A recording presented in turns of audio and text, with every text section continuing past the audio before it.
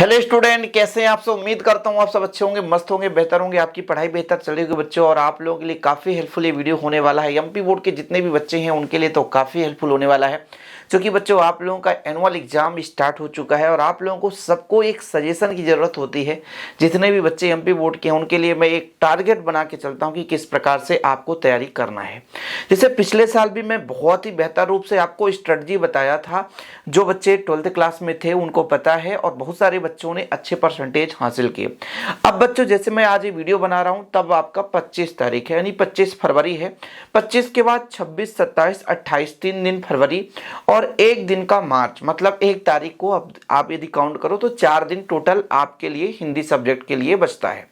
क्योंकि मॉर्निंग में आपका पेपर स्टार्ट हो जाएगा तो उस दिन तो आपका जो समय है वो ना के बराबर है। वो मोटे मोटे तौर पर आप एक प्रकार से 1-2 घंटे आप पढ़ाई करोगे, कुछ ऐसी चीजें रिवीजन करोगे जो आपसे नहीं बन पा रहा है।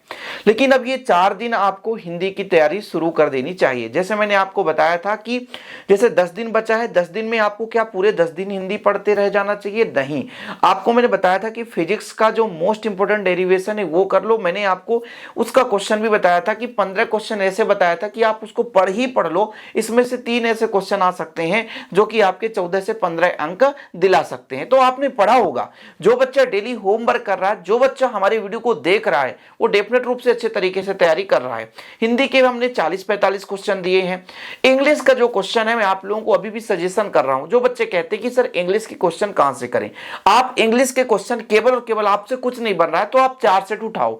आपका जो प्री बोर्ड हुआ गवर्नमेंट स्कूल में उसका 4 सेट उठा लो। यदि आपको 4 सेट मतलब आपके पास नहीं है तो टेलीग्राम में मैं शेयर कर दूंगा। टेलीग्राम का चैनल का नाम है शिव कोचिंग क्लासेस, वहां पे मैं चारों सेट शेयर कर दूंगा तो आपको दिक्कत नहीं होगी बच्चों। तो इंग्लिश में चारों सेट का आप क्वेश्चन आंसर उठा लो। आपका जो प्री बोर्ड हुआ उसका 4 सेट हो गया, हाफ ईयरली और क्वार्टरली, ये 2 एग्जाम हो गए। इनका भी आपको 2 एग्जाम का जो भी क्वेश्चन है उनको तैयार कर लो। बस इतना पढ़ लो। आप मत देखो कि भैया कितने साल, जैसे एमपी बोर्ड में 2-3 साल से ये पैटर्न चेंज हुआ, अब आप सोचो कि 5 साल का पेपर मिल जाए तो इंग्लिश में कोई फर्क ही नहीं पड़ने वाला। इसलिए आप लोग इंग्लिश का ए स्ट्रेटजी अपनाओ। अब लेकिन आपके पास समय कम है, आपके पास अब 4 दिन बचे हैं। आज यदि 25 को आप वीडियो देख रहे हैं तो आपके पास 5 दिन बचे हैं। मैं कहता हूं 25 को आप लोग अदर सब्जेक्ट पढ़ो, मैं नहीं कहता हूं कि आप हिंदी पढ़ो, लेकिन 26 से आपको हिंदी शुरू कर देना है। अब हिंदी भी पढ़ने का एक तरीका है। जैसे आप लोग मॉर्निंग से हिंदी पढ़ना शुरू कर दोगे, बिल्कुल सही है। मॉर्निंग से यदि आप 6 घंटे लगातार पढ़ दोगे तो 12 बजे तक में आपका जो भी है हिंदी के प्रति बोरिंग लगने लगेगा और हिंदी ऐसा लगेगा यार हिंदी अब हमको नहीं पढ़ने का मन कर रहा। उस स्थिति में आपको क्या करना है?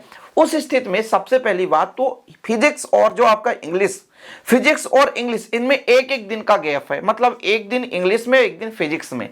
इस स्थिति में बच्चों जब आप हिंदी पढ़ने बैठो और आपको लगे कि आप हिंदी पढ़ते पढ़ते हम थक गए हैं, अब हमें कुछ अलग पढ़ना चाहिए, तो आपको साथ में इंग्लिश का क्वेश्चन आंसर तैयार करना है।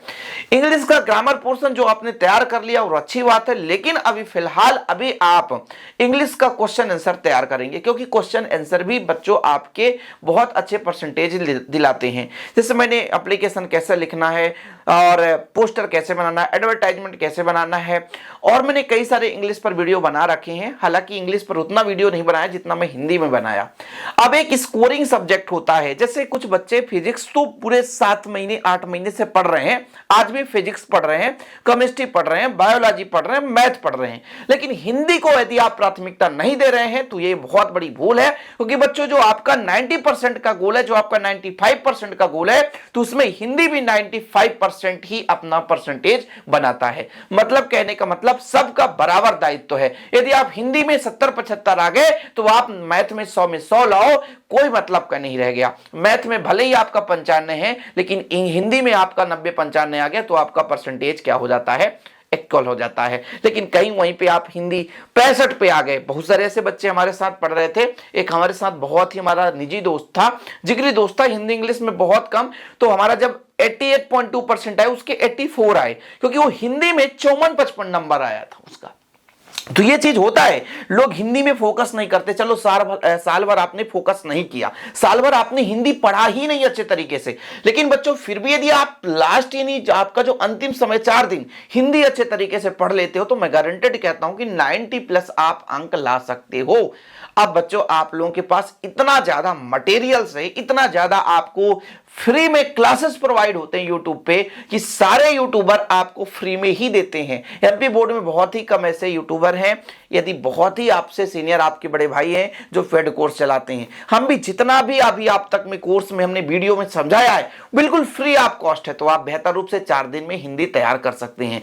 मैंने आपको बता दिया भाई साहब कि यदि आपका इंग्लिश थोड़ा सा वीक भी है, इंग्लिश में आप 70-75 अंक ला रहे हैं, लेकिन वहीं पे यदि आप हिंदी का टारगेट करके हिंदी में आप 95 ला रहे हैं तो आपका वही परसेंटेज बेनिफिट हो जाएगा। हिंदी उतना ही मायने रखता है, ये नहीं कि आप 28 तक बिल्कुल फिजिक्स केमिस्ट्री बायोलॉजी पढ़ते जाओ, फिजिक्स केमिस्ट्री मैथ पढ़ते जाओ। आप सोचो एक दिन में हिंदी हम पढ़ लेंगे और एक दिन में हमारा 90 नंबर आ जाएगा, तो बिल्कुल चांसेस नहीं बच्चों। आपको 4 दिन, मैंने आपको पहले भी बताया था कि भाई साहब 21, 22, 23, 24, 25 इधर आप हिंदी ना पढ़ें बल्कि आप अंग्रेजी और फिजिक्स पढ़ें। केमिस्ट्री में इतना गैप है, बायोलॉजी में इतना गैप है, मैथ्स में भी आपकी केमिस्ट्री के बीच में गैप से वो निकाल लेंगे, जो बायोलॉजी का समय वो मैथ्स वालों को मिल जाएगा। तो उधर 3 सब्जेक्ट अपना छोड़ दो, जो बायोलॉजी वाला है तो बायोलॉजी छोड़ दे, मैथ वाला जो मैथ छोड़ दे, केमिस्ट्री छोड़ दे, इनको छोड़ दो अभी आप फिलहाल। अभी यहां पर देखो हिंदी के लिए अभी 4 दिन बच जाएगा, इंग्लिश और फिजिक्स के लिए मैंने बोला था कि आप लोग अभी फिलहाल पढ़ लो, तो आप लोग पढ़ लिए होंगे। 25 की वीडियो बन रहा है, 25 को आप देख रहे होंगे, तो 26 से आपको लगातार हिंदी तैयार करना शुरू कर देना है। हाँ, ऐसा भी हो सकता है कि हिंदी आपको मॉर्निंग में नहीं पढ़ना है, मॉर्निंग में आपको डेली इंग्लिश, तो 1 घंटा आप इंग्लिश 1 घंटा आप फिजिक्स समय देते रहें, समय देते रहें। अब लास्ट के जैसे 2 दिन बचेंगे, जैसे मान लीजिए आपका 28 तारीख है, 28 को भी आप फिजिक्स और इंग्लिश पढ़ सकते हैं, लेकिन 1 तारीख को फिर कोई बच्चा नहीं पढ़ेगा, मुझे पता है वो तो हिंदी ही पढ़ेगा चाहे जो भी हो जाए। लेकिन फिलहाल बच्चों 26 से आपको हिंदी पे बराबर फोकस करना है। अब हाँ, सबको ये चीज भी प्रॉब्लम होती है कि सर हिंदी हम पढ़ें कहां से, 4 दिन में हम कैसे पढ़ लें, किस पॉइंट को पढ़ें किस पॉइंट को ना पढ़ें, कहां से हम तैयारी शुरू करें, हमें कुछ समझ में नहीं आ रहा है। उन पॉइंट पर भी मैं वीडियो बनाऊंगा कि आपको 4 दिन में क्या क्या पढ़ना है, 4 दिन में कौन सा सब्जेक्ट में, मतलब सब्जेक्ट के कौन से भाग को आपको पहले दिन पढ़ना है, कौन से भाग को आपको दूसरे दिन पढ़ना है, कौन से भाग को आपको तीसरे दिन पढ़ना है। मैं आपसे यही कहना चाहूंगा, जो 4 दिन होते हैं, 4 दिन में अभी कुल मिलाकर स्ट्रेटजी मैं बताऊं तो 4 दिन में से 3 दिन में आपको पूरा हिंदी कंप्लीट करना है। कुल मिलाकर आपके पास जितने चैप्टर हैं, जितना ग्रामर पोर्शन है, वो कंप्लीट आपको 3 दिन में, और आखिरी का जो 1 तारीख होगा, 1 मार्च होगा, उसमें आपको बिल्कुल रिवीजन करना है। समझ रहे मेरी बात को? 3 दिन आपको हिंदी में को एक बार पूरा अच्छे तरीके से पढ़ना है, जो आपसे नहीं बन रहा, जो बन रहा है सब कुछ पढ़ना है, और आखिरी के जो 1 दिन रहेगा जो आपसे क्लियर बनता है उसको एक बार रिवीजन करना है। और मॉर्निंग में जो समय होता है, मॉर्निंग में तो आप लोग ऐसा चीज मॉर्निंग में ना पढ़ें जो आपके मन में डाउट है, क्योंकि वो डाउट और डाउट बना देता है। मॉर्निंग में आप लोग वो पढ़ें कि जो बेहतर रूप से फ्रेश हो रहा है, थोड़ा सा एक बार रिवीजन कर लो, ऑब्जेक्टिव वगैरह देख लो, या कि कोई जैसे मान लीजिए लेखक परिचय, कवि परिचय, इनकी रचनाएं देख लो जो कि आपके मन में चल रही हैं, लेकिन थोड़ा बहुत डाउट है। अब ऐसा नहीं कि जो हमने कुछ भी नहीं पढ़ा उसको भी 1 तारीख में सुबह आए भैया, मतलब 2 तारीख को हिंदी है, 2 तारीख को आप पढ़ने लग गए कि यार ये भी पढ़ लेता हूं, ये भी पढ़ लेता हूं, ये नहीं पढ़ा थोड़ा इसको देख लूं, कहीं ऐसा ना आ जाए। ऐसा नहीं करना है। 3 दिन अभी जितना डाउट है, जितना नया चीज है, 3 दिन आपको पढ़ना है। ये 3 दिन पढ़ने के बाद लास्ट का जो 1 दिन बचेगा 1 मार्च, उसमें आपको केवल रिवीजन करना है, और जो मॉर्निंग टाइम रहेगा उसमें आपको वही चीज रिवीजन करना है जो आपने पढ़ा है, नया चीज बिल्कुल नहीं पढ़ना है, ठीक है।